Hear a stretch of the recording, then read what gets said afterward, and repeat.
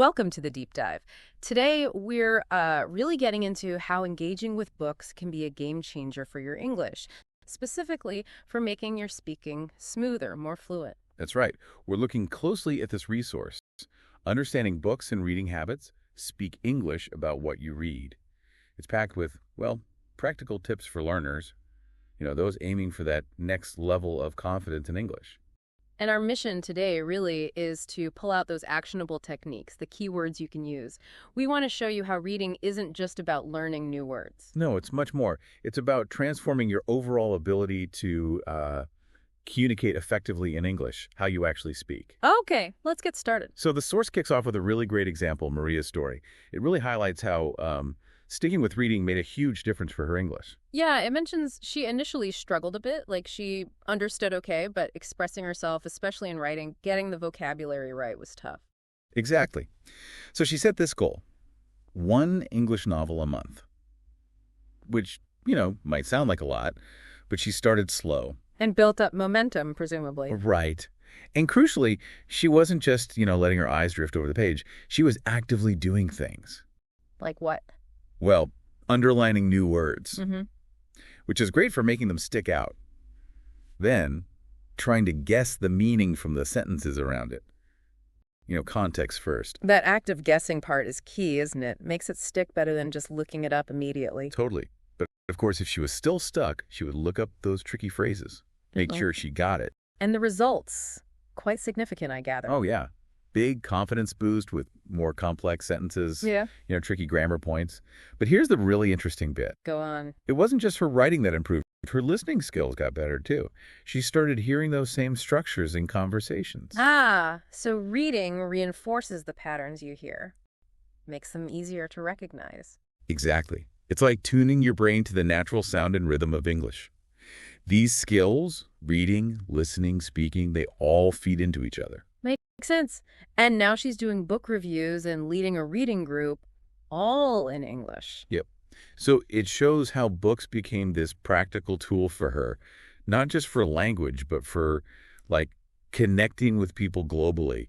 Using what you learn is vital. Absolutely. Okay, so to help you listening make similar progress, the source points out some really useful vocabulary for talking about books. Phrasal verbs first. Right. Phrasal verbs are everywhere in spoken English. Using them makes you sound, much more natural, less like a textbook. Okay, first one, get into. What's the conversational meaning there? So get into basically means you become interested or involved in something. You could say, I really got into fantasy novels last summer. Or the opposite. Yeah, it's hard to get into a book if the beginning is slow. It shows that engagement or lack of it, much more direct than saying become interested in. Got it. Next up, look up. This one feels familiar. It probably is.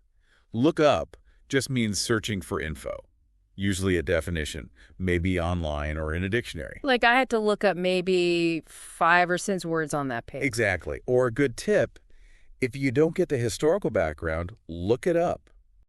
It can really deepen your understanding. Good point. Then there's taken. Sounds a bit deeper than just understand. It is, yeah. Take in suggests really absorbing something, understanding it fully, especially if it's complex. Give me an example. Like, that chapter had so many complex ideas, it took me a while to really take it all in.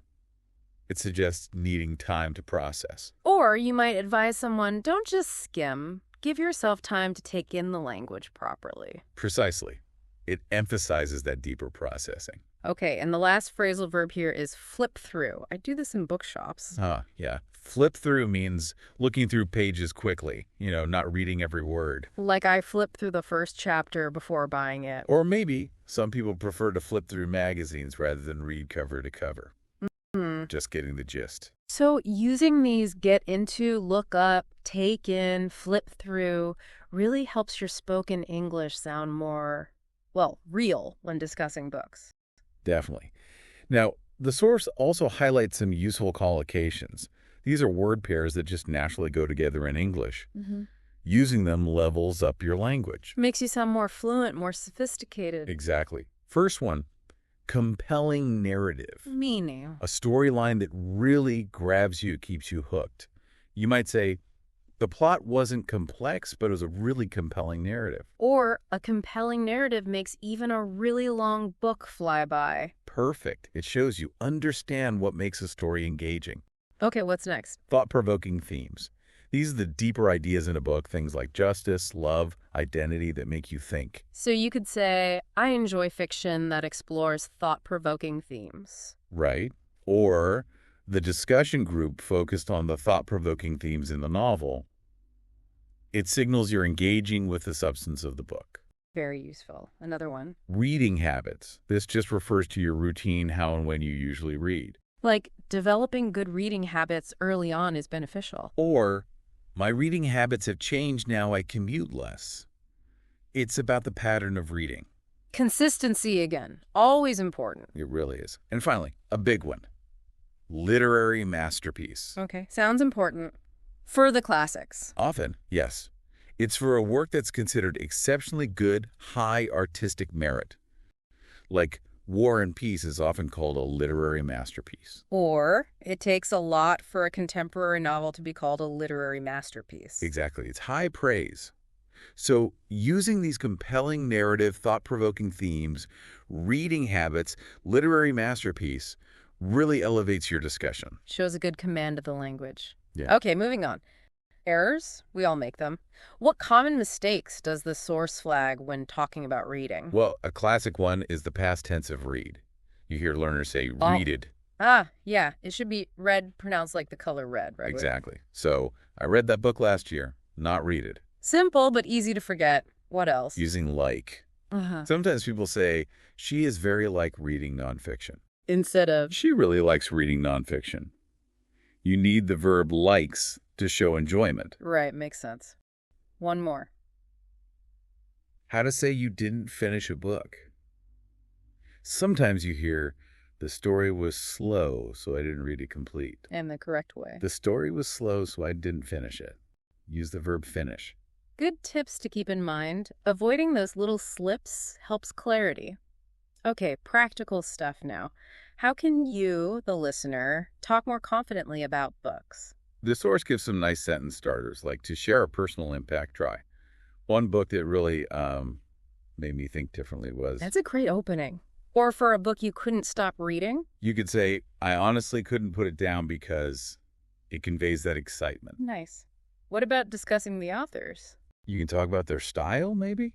Her writing style is just so vivid and descriptive. Or focus on their typical subjects. Yeah, like he often tackles quite controversial subjects in his novels.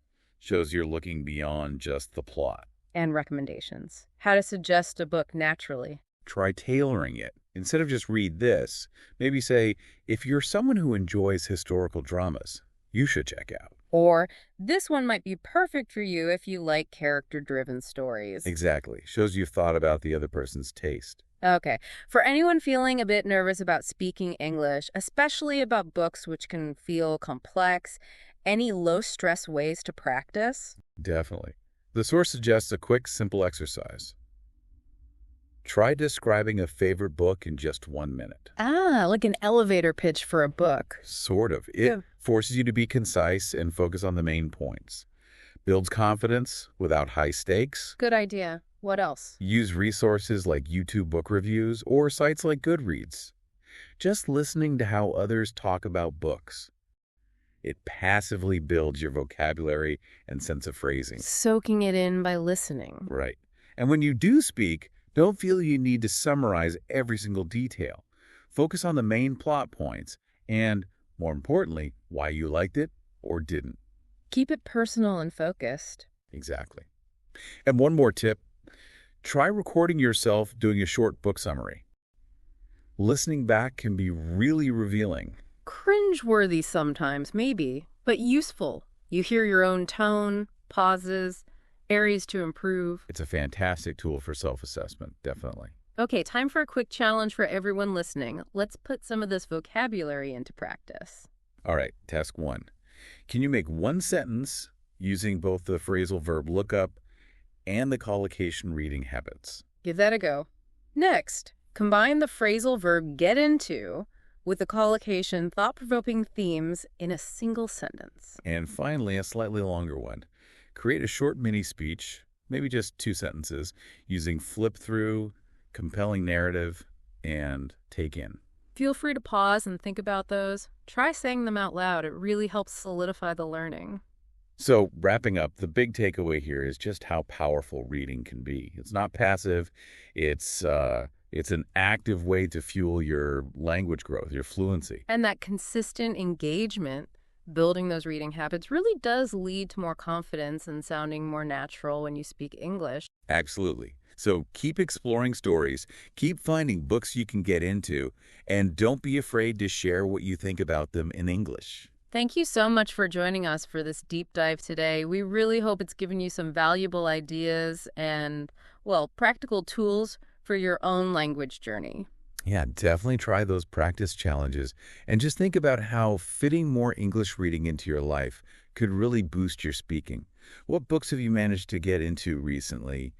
Any thought-provoking themes stick with you? We'd love to hear from you. Share your experiences. Tell us what you're reading. It's always great to know how these ideas land in the real world. Maybe consider what story might be waiting for you next. Until next time, happy reading and happy speaking. Goodbye for now.